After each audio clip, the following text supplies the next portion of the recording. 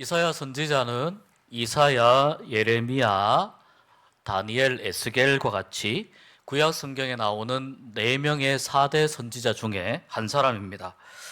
남유다 왕국에서 활동을 했는데 남유다 왕 10번째 왕이었던 우시야부터 14대 므낫세 왕까지 우시야, 요담, 아하스, 히스기야, 므낫세 왕이 다스리던 약 60년의 기간 동안에 이사야는 선지자로 활동을 했습니다.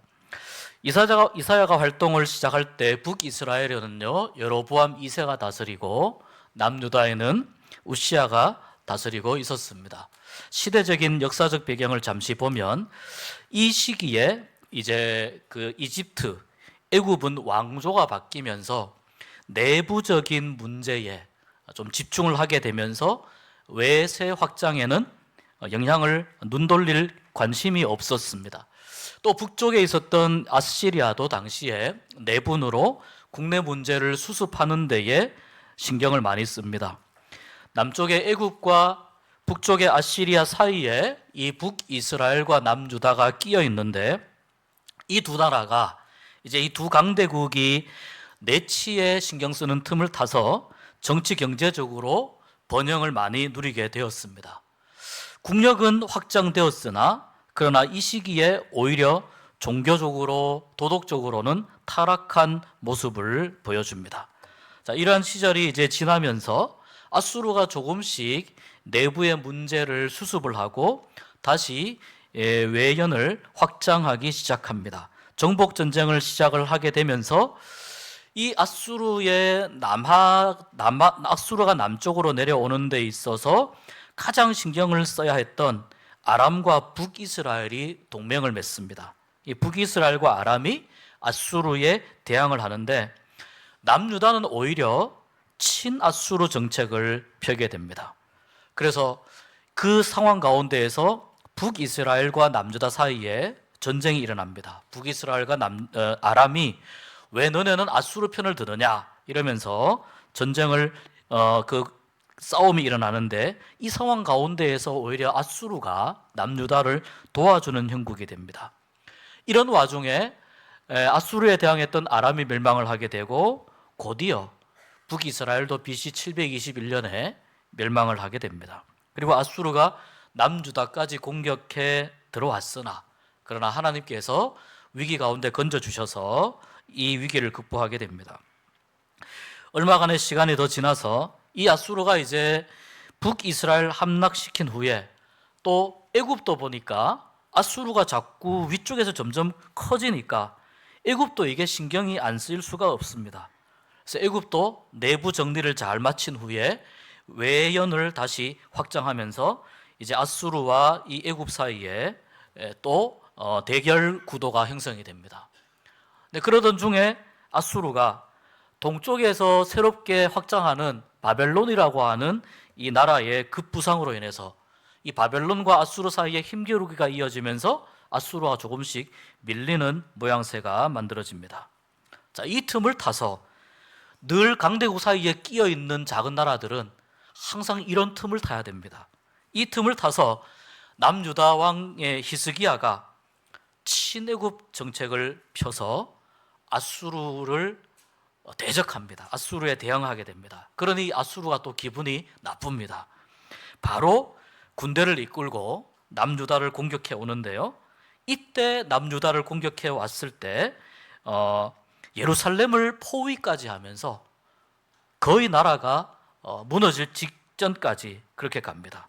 그러나 하나님께서 이 남유다의 히스기야 왕을 지키셔서 아수르로부터의 이 위협을 또 극복하게 하시는 그 내용이 이사야 36장에서 39장 사이에 기록이 되어 있습니다. 이 이사야 36장과 39장은 그 히스기야 왕과 관련된 그 아수르 시대의 일입니다. 그렇다면 이 이사야 앞부분에 있는 1장에서 35장은 어디에 해당되는가?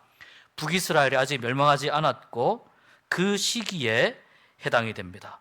또 말씀드린 대로 36에서 39장은 히스기야 왕 때에 있었던 역사적 사건을 중심으로 기록이 되고 있고요.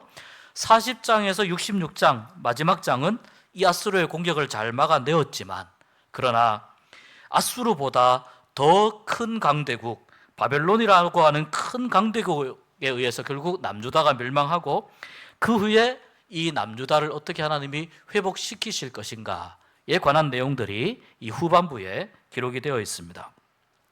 오늘 우리가 이사야 6장을 읽었습니다. 북이스라엘이 아직 여전히 건재하고 남유다도 있으며 남쪽의 애국과 북쪽의 아수르 사이에 이렇게 끼어 있는 그 상황 속에서 성경은 우시야 왕이 죽던 해에라고 기록합니다. 우시야 왕은 나쁜 왕은 아니었습니다. 처음에 하나님이 도우셨다, 이런 의미를 갖고 있기 때문에 우시야 왕은 처음에는 매우 하나님을 섬기고 정직하게 그렇게 나라를 잘 통치했습니다. 하나님을 신뢰하고 선지자의 말에 순종하면서 블레셋과 암몬 등을 정복하고 심지어는 그 나라들로부터 조공까지 받으면서 이 우시야 왕의 명성이 애굽에까지 전해지는 강성한 나라를 만듭니다. 그런데 이렇게 나라가 강성해지다 보니까 우시야 왕의 마음속에 내가 열심히 해서 그렇지, 내가 잘해서 그렇지, 이런 마음이 생깁니다. 그러니까 이 우시야 왕이 그만 해서는 안 되는 일을 하게 되는데, 성전에 예배를 드리러 가는데 제사장 외에는 들어가지 못하는 성소에까지 왕이 그만 들어갑니다. 거기에 들어가서 자기가 분향하려고 합니다. 그런데 이것을 말리는 선지자의 손을 뿌리치면서 결국은 그 성소에서 분향할 때에 하나님께서 우시야 왕을 치십니다. 그래서 우시야 왕의 이마에 문둥병이 발병하게 됩니다. 아무리 왕이라 하더라도 왕이 해야 할 일이 있고 제사장이 해야 할 일이 있는데, 하나님 앞에서 해서는 안 될 일을 왕이 그만 선을 넘어서 한 것입니다. 이렇게 문둥병이 들면서 우시야 왕은 이제 왕궁으로 들어가지 못합니다. 별궁으로 내려가서 왕위도 아들에게 물려주게 되고 성전의 출입도 제한당합니다. 오랜 시간 왕으로 지냈지만 자신의 명성이 애국에까지 널리 퍼지는 그러한 위대한 왕이었지만, 우시야 왕의 이 말년은 이렇게 비참하게 지내다가 결국 67세의 나이에 52년 동안의 나라를 다스린 모든 기간을 마무리하고 세상을 뜨게 됩니다. 오늘 이 말씀은 우시야 왕이 죽던 바로 그 해에 문둥병으로 인해서 우시야 왕이 왕궁 출입이 금지당하고 별궁에서 지내던 그 처참한 상황 속에서 우시야 왕이 죽던 그 해에 하나님께서 이사야에게 오셔서 하신 말씀입니다. 보통 이 6장을 이사야의 소명장이라고 이야기합니다. 그런데 성경 말씀을 잘 보면 처음 선지자로 부름을 받았다기보다는 우시야 왕이 통치하던 그 시기에 하나님께서 특별히 이사야에게 특별한 소명을 따로 주시기 위해서 이 6장의 말씀이 기록된 것이라고 볼 수 있습니다. 1절 말씀부터 보면 이사야 소명의 과정을 우리가 이해할 수가 있는데, 하나님은 먼저 누구에게 소명을 주기 위해서, 사명을 주기 위해서 하나님은 먼저 그 사람을 찾아오시는 것을 볼 수 있습니다. 1절에서 3절을 보니까 영광스러운 모습으로 임하시는 하나님이 잘 묘사됩니다. 이사야가 나는 그때 높이 들린 보좌의 주님을 보았는데 그의 옷자락이 성전에 가득 차 있었다. 또 그 위로 스랍들이 서 있는데 스랍들이 6날개를 가지고 있었고 2개로 얼굴을 가리고 2개로는 발을 가리고 2개로는 날고 있었다. 이 스랍들이 노래를 부르는데 거룩하다 거룩하다 만군의 주님이시여 온 땅에 주님의 영광이 가득합니다. 이 노래소리에 문지방의 터가 흔들리고 성전에는 연기가 가득 찬 모양이었다고 합니다. 이것이 하나님의 영광이 이 성전 안에 가득 차 있는 이사야 앞에서 임하신 하나님의 영광의 모습입니다. 하나님은 먼저 이사야에게 이렇게 찾아오셔서 하나님이 어떤 분인지 보여주십니다. 그리고 하나님을 알게 하시고 하나님을 가르쳐 주십니다. 오늘 이 말씀에 보면은 스랍이라고 하는 특이한 존재가 나오는데, 이 스랍은 불로 활활 타는 듯한 그러한 모습을 가지고 있는 그 천상의 존재라고 보시면 됩니다. 천사의 한 존재라고 보시면 됩니다. 그래서 천상의 이 영광스럽고 화려한 그러한 하나님을 섬기는 천사의 존재라고 생각하시면 됩니다. 이사야가 이 하나님의 영광이 임재하는 것을 보면서 큰 탄식과 함께 자기의 위기를 직감합니다. 나에게 재앙이 닥치겠구나. 이제 나는 죽겠구나. 나는 입술이 부정한데 입술이 부정한 백성 가운데 살면서 이렇게 만군의 주이신 하나님을 뵙게 되다니 나는 이제 정말 죽었구나. 이사야는 누구보다도 말씀에 정통한 사람이기 때문에 하나님을 본 사람은 죽을 수밖에 없다는 것을 알고 있었습니다. 하나님을 본 사람은 살 수가 없다는 것을 알고 있습니다. 그러니 지금 이 성전에서 자기 눈앞에 이 화려하고 영광스럽고 경이로운 하나님의 모습이 성전 앞에서 자기에게 나타나니 내가 이제는 죽었구나라고 생각을 하는 겁니다. 이것이 죄인으로서 하나님을 뵙는 모든 사람들이 가지게 되는, 모든 사람들이 처하게 되는 하나의 모습입니다. 그런데 이렇게 죽음을 각오하고 이사야가 벌벌 떨고 있을 때 그 날고 있던 스랍 중 하나가 제단에서 붉게 타고 있던 숯불 하나를 집어서 이것을 손에 잡고 이사야에게로 날아옵니다. 그리고 그 숯불을 이사야의 입술에 대면서 이야기합니다. 이것이 너의 입술에 닿았기 때문에 이제 너의 악은 사하여지고 너의 죄는 씻음받았다. 이사야의 죄가 씻음받았다라고 죄 사함의 선언을, 죄 용서의 선언을 합니다. 이 뜨거운 불이 특별히 입술에 닿았다고 하는 것은 입술과 관련된 모든 죄들을 하나님의 꺼지지 않는 불이 불태운다고 하는 의미가 있어요. 그러니까 앞으로 이사야가 입으로 백성들에게 하나님의 말씀을 선포해야 되는데 이 백성들의 죄를 책망하고 그들에게 바른 말씀을 선포하는 말씀 선포의 사역을 감당할 것이다 라고 하는 것을 이 제단 숯불로 입술을 지지는 이 장면에서 암시해 주는 거죠. 너의 입으로 선포하는 그 모든 말씀에 대해서 이제 너의 입술이 정결케 되었으므로 너는 죄책감을 거두어라. 담대하게 하나님의 말씀을 선포하여라. 이런 의미가 있는 것입니다. 하나님은 이렇게 사명을 주시기 전에 먼저 죄인을 찾아오십니다. 하나님이 어떤 분인지 죄인에게 보여주시고 알려주십니다. 죄인을 만나 주십니다. 그 다음에 하나님은 그 죄인의 죄를 용서해 주십니다. 용서하신 후에 하나님께서 하시는 말씀이 내가 누구를 보내며 누가 우리를 위해서 갈꼬입니다. 내가 누구를 보내며 누가 우리를 위해서 갈꼬. 하나님이 여기에서 자기 자신을 지칭하실 때 우리라는 말이 나오죠. 성부 하나님, 성자 하나님, 성령 하나님, 곧 삼위 하나님 스스로를 일컬어서 하시는 말씀입니다. 누가 우리를 위하여 갈꼬. 그때 이사야가 주여 내가 여기 있나이다 나를 보내소서 대답합니다. 얼핏 보면 너무나 감동적인 이사야의 고백입니다. 주님 내가 여기 있습니다. 나를 보내주십시오. 주님을 위해서 갈 사람이 지금 아무도 없는데 주님을 위해서 갈 사람을 찾고 있는데 그 찾고 있는 하나님 앞에 이사야가 내가 여기 있습니다. 나를 보내소서 이렇게 말하는 겁니다. 거룩하시고 영화로우신 하나님이 나를 찾아오시고 또 나를 만나주시고 나의 죄를 사해 주셨다고 하는 이 놀라운 은혜를 확인한 이사야가 이제 나의 입술이 정결해지고 하나님의 용서를 통해서 그 사랑을 확인했으니 나는 이제 하나님을 위해서 나의 인생을 걸고 싶습니다. 나의 모든 인생 하나님을 위해서 드리고 싶습니다. 이 간절한 마음으로 이렇게 고백하는 겁니다. 그래서 누구보다도 기쁜 마음으로 제가 가서 그 사람들에게 하나님의 말씀을 전하겠습니다. 제가 가서 그들에게 하나님의 메신저가 되겠습니다. 이렇게 자원할 수 있었습니다. 여러분 모든 사람은 저마다 사명을 가지고 있습니다.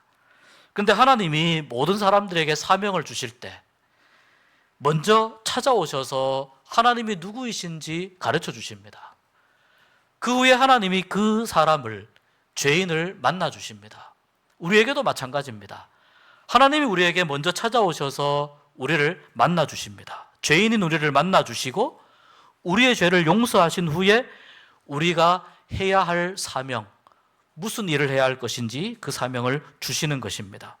그러니까 사명을 받기 위해 반드시 우리는 하나님을 만나는 경험이 있어야 됩니다. 또한 반드시 죄사함을 받은 은혜의 경험이 있어야 합니다.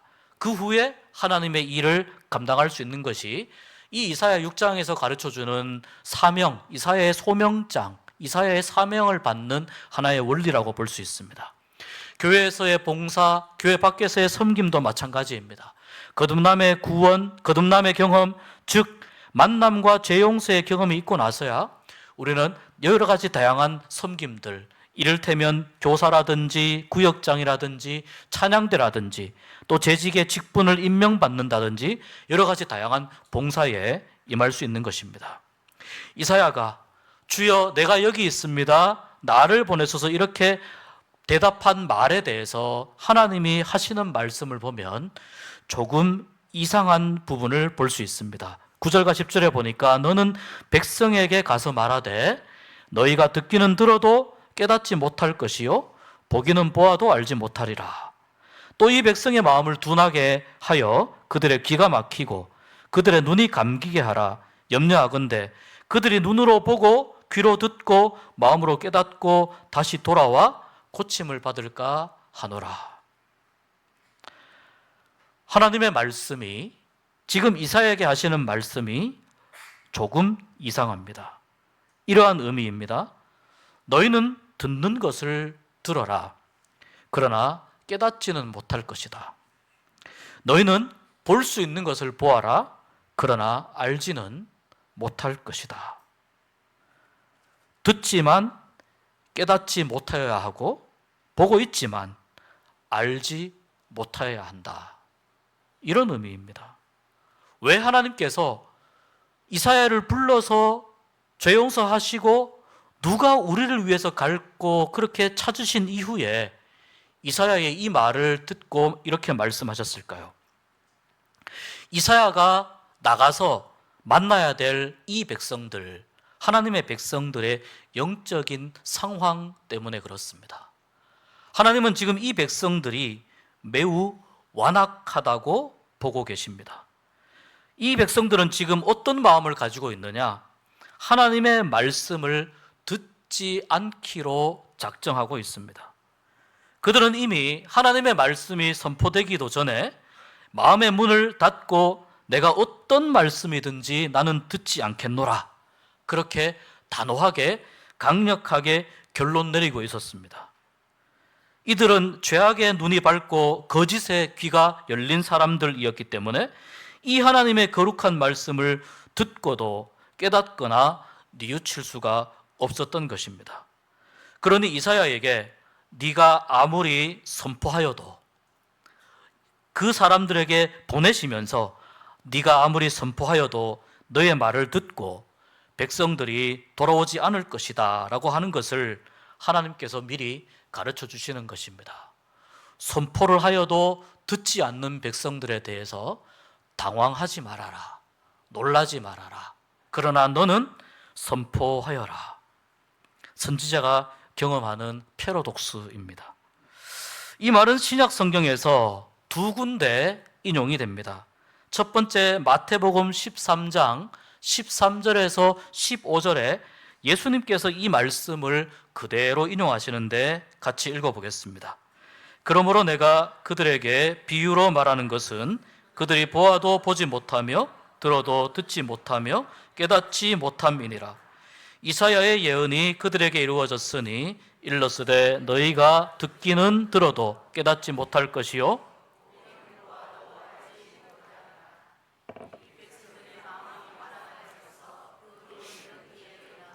눈은 감았으니 귀로 듣고 마음으로 깨달아 돌이켜 내게 고침을 받을까 두려워함이라 하였느니라. 이 마태복음 13장에 이 예수님께서 인용하신 이사야 6장의 이 말씀은 예수님께서 씨 뿌리는 비유를 말씀하신 이후에 제자들에게 하신 말씀입니다. 예수님께서 천국을 비유로 말씀하신 후에 제자들에게 이 말씀을 인용했습니다. 여러분, 비유는 왜 하는 것입니까? 비유는 듣는 사람들이 이해하기 쉽도록 하기 위해서 하는 말입니다. 이해하기 쉽게 하기 위해서. 그래서 그 비유를 듣고 마음과 영이 열려 있는 사람들은 이 천국의 비밀을 더 쉽게 깨닫게 하기 위함이지만, 마음과 영이 닫혀 있는 사람들은 이 말씀을 더욱더 이해할 수 없게 하기 위해서라고 예수님이 말씀합니다. 말씀이 선포되어도 그 말씀을 듣고 깨닫는 사람이 있는 반면에 그 말씀을 들으려고도 하지 않고 듣고도 깨달으려고 하지 않는 사람들이 반드시 있다는 말씀입니다. 하나님의 뜻을 구하는 남은 자들, 이 그루터기들은 자기의 죄를 깨닫고 회개하여 돌아오지만, 그러나 마음이 완악해서 하나님 말씀을 받아들이지 않는 사람에게는 이 의미를 깨닫지 못하게 하는 그 사명을 하나님이 이사야에게 주신 것입니다. 이사야 시대에 하나님께서 말씀을 듣는 사람들이 이러한 상황일 것이다 말씀하셨습니다. 그리고 예수님께서 그 이사야의 말씀을 인용해서 예수님 시대에 예수님의 말씀을 듣는 사람들의 상태가 이러할 것이다 라고 말씀했습니다. 신약에서 이 말씀이 또 한 군데 인용이 됩니다. 바로 바울이 이 말씀을 인용하는데, 사도행전 28장 24절에서 28절까지 우리 같이 한번 읽어봅니다. 그 말을 믿는 사람도 있고 믿지 아니하는 사람도 있어 서로 맞지 아니하여 흩어질 때에 바울이 한 말로 이르되 성령이 선지자 이사야를 통하여 너희 조상들에게 말씀하신 것이 옳도다. 일렀으되 이 백성에게 가서 말하기를 너희가 듣기는 들어도 도무지 깨닫지 못하며 보기는 보아도 도무지 알지 못하는도다. 이 백성들의 마음이 우둔하여져서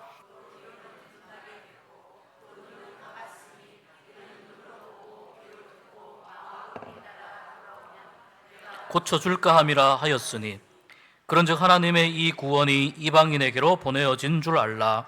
그들은 그것을 들으리라 하더라.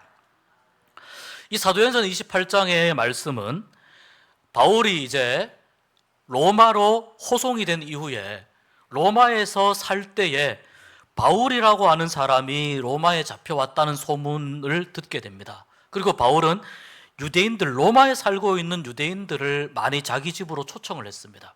초청해서 내가 예전에는 유대교에 심취했었고 내가 예전에는 유대교의 율법이 전부인 줄 알았는데 예수님을 만나고 보니 이 유대교의 율법이 바로 예수 그리스도를 중심으로 새롭게 해석이 되고 예수 그리스도 안에서 참된 구원과 복음이 있다는 것을 그 유대인들에게 가르쳐 줍니다. 유대인들과 함께 토론도 하고 논쟁도 하고 이렇게 가르쳐 주는데, 그 중에 굉장히 많은 유대인들이 바울이 일러주는 이 말을 듣고도 받아들이기를 거부했습니다.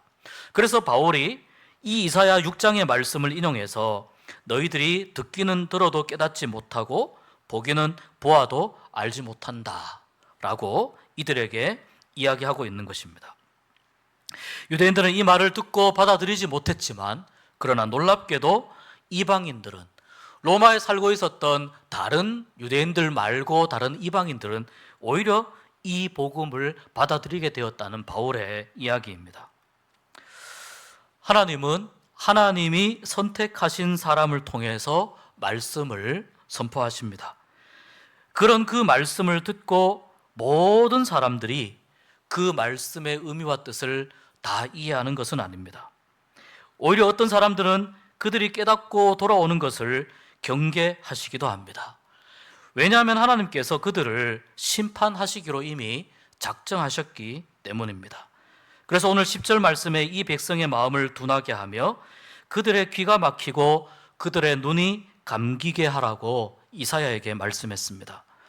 여호와께서 그들에게 마음이 완악해지게 하고 깨달아 돌이키지 못하도록 강권적으로 역사하시는 것은 이미 그들이 먼저 마음을 완악하게 하여 여호와를 버리기로, 여호와의 말씀을 듣지 않기로 마음을 닫고 스스로 작정하였기 때문입니다. 그렇기 때문에 이사야가 너의 말을 듣고 깨닫지 못하고 말씀을 받지 않는 그 사람들을 보면서 이사야야, 너는 너무 이상하게 생각하지 말아라. 그런 사람들이 당연히 존재한다. 그러나 너는 그들 중에서도 하나님의 말씀을 선포하여야 한다. 왜냐하면 그래야 남은 자들, 13절에 이야기하는 그루터기들이 다시 하나님께로 돌아와 회복의 은혜를 누릴 수 있기 때문이다. 비록 듣지 않는다 하더라도 여전히 선포하여라. 이것이 하나님의 뜻이다. 결국 그 말씀을 듣고 오늘 말씀에 10분의 1이 아직 남아있을지라도 그들도 숫자가 더 줄어들 것이지만, 그러나 그 말씀을 듣고 나무가 잘린 이후에 그루터기가 남아있듯이 모든 사람들은 더 이상 하나님의 말씀을 듣는 사람들이 없다고 그렇게 이야기하는 바로 그 상황 가운데에도 바알에게 무릎 꿇지 않는 7,000명을 하나님께서 남겨놓으신 것처럼 하나님께로 돌아올 그 거룩한 씨앗들, 그루터기들이 있다. 나의 말씀은 그들을 위한 것이다. 이것이 하나님의 말씀입니다. 이 세상은 점점 악해져서 하나님의 말씀을 듣는 숫자가 줄어들 것입니다. 그런데 그런 현상을 만나더라도 당황하거나 겁먹거나 이상하게 생각하지 말라는 겁니다. 이미 이사야가 활동하던 이 시기에 10분의 1이 남아있다 하더라도 하나님은 그 땅을 황폐하게 하겠다고 말씀했는데, 하물며 여러분, 오늘 우리가 살고 있는 지금 이 세상은 얼마나 황폐한 세상입니까? 사람들을 잘 보십시오. 말씀을 듣지 않아도 잘 살아가는 것 같습니다. 예배하지 않아도 잘 살아갑니다. 아무 문제 없습니다. 순종하지 않아도, 기도하지 않아도, 회개하지 않아도 그럭저럭 살아가는 모습이 어떨 때는 그리스도인처럼 보입니다. 그러나 여러분, 그 안에 하나님이 주시는 참된 생명이 없기 때문에 겉으로 보이는 모습에 너무 놀라거나 그것 때문에 부러워하지 말라는 뜻입니다. 결국 하나님은 끝까지 믿음을 지키고 말씀을 붙잡고 가는 남은 자들, 거룩한 씨앗들, 곧 그루터기를 찾고 계시기 때문입니다. 그러니 너 이사야도 그들 그루터기를 생각하고 그들을 기대하며 끝까지 말씀을 전하라고 명령합니다. 이것이 선지자가 만나는 역설입니다. 패러독스입니다. 선지자는 파수꾼처럼 선포해야 할 말씀을 선포해야 합니다. 그러나 그 선포에 얼마나 많은 사람이 듣고 얼마나 많은 사람이 돌아오느냐 하는 것은, 그것은 또 다른 문제입니다. 오히려 배격당할 수도 있고 오히려 미움당할 수도 있습니다. 구약의 많은 선지자들을 보십시오. 많은 선지자들이 하나님의 말씀을 선포한다는 이유로 환난을 당하고 어려움을 당하고 때로는 배격당했습니다. 고통을 겪었습니다. 선지자가 듣기 좋은 말만 선포하는 사람이 아니기 때문입니다. 여러분, 선지자는 하나님의 메시지를 있는 그대로 선포하는 사람입니다. 세상 가운데에 하나님께서 지금 이 세상을 바라보시는 하나님의 마음을 그대로 전하는 사람이기 때문입니다. 선포된 말씀은 이제 들은 사람들이 어떻게 반응할 것인가에 달려 있습니다. 그 말씀을 받아들이는 사람의 숫자가 많을지 적을지, 그것은 그 다음 문제이지만 그 말씀을 받아들이든 안 받아들이든 그 선택에 대한 책임은 내가 그들에게서 찾을 것이다, 내가 그들에게 물을 것이다, 하나님이 말씀합니다. 세상에 여러 다양한 길들이 있고 많은 길들이 있습니다. 그러나 여러분, 하나님은 창세기에서부터 요한계시록까지 하나님의 사람이 걸어가야 할 길을 분명하게 제시하고 보여주십니다. 어떤 사람은 내가 걷는 길이 가장 옳은 길이라고 이야기합니다. 그 사람이 걷는 길을 보면서 다른 사람들이 부러워할 수도 있습니다. 인간적으로 괜찮아 보이는 길이니까요. 인간적으로 괜찮아 보이는 길이라 하더라도 그것이 과연 하나님이 인정하시는 길인가? 또 다른 문제입니다. 그 사람에게 달려 있는 것입니다. 모든 사람이 저마다 옳은 길로 가기를 원하고 좋은 길이기를 원하지만 진실로 참된 길은 어떤 길입니까? 하나님의 말씀을 듣고 그 말씀을 따르고 거역하지 않고 순종하는 길입니다. 선지자는 선지자가 가야 할 길이 있습니다. 성도는 성도가 가야 할 길이 있습니다. 그리스도인은 그리스도인이 가야 할 길이 있습니다. 왜 하나님께서 이사야를 불러서 이렇게 이사야의 모든 죄가 사함받았다고 말씀하시면서 이사야의 헌신을 하나님은 찾고 계셨는데 왜 이렇게 이사야가 당황스러울 만한 그러한 말씀을 하셨을까요? 그 당황스러운 상황을 선지자가 겪을 수 있고 오늘날의 모든 그리스도인들이 겪을 수 있기 때문입니다. 그러나 여러분, 하나님은 모든 것이 황폐화되어 있는 바로 그곳에서 새로운 희망을 시작하시는 분입니다. 그 희망이 무엇입니까?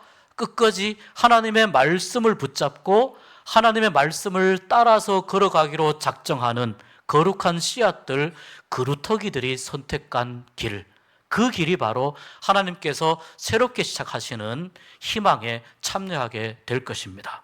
하나님께서 우리에게 말씀하십니다. 말씀을 듣고 그 말씀을 행하는 길, 그 길이 우리 앞에 놓여 있다고 말씀합니다. 여러분, 세상에서 하는 이야기에 귀 기울이지 마십시오. 세상에서 보여주는 화려한 길들에 여러분 현혹되지 마십시오.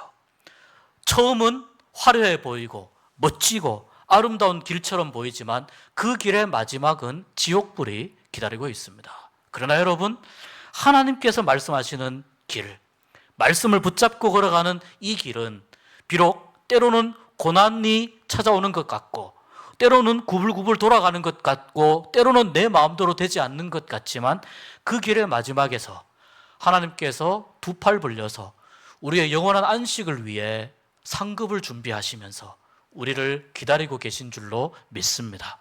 이것이 이사야가 걸어간 길이고 이사야의 말씀을 듣고 그루터기들이 걸어가야 할 길입니다. 이 길로 걸어가는 은혜가 있기를 주의 이름으로 축복합니다.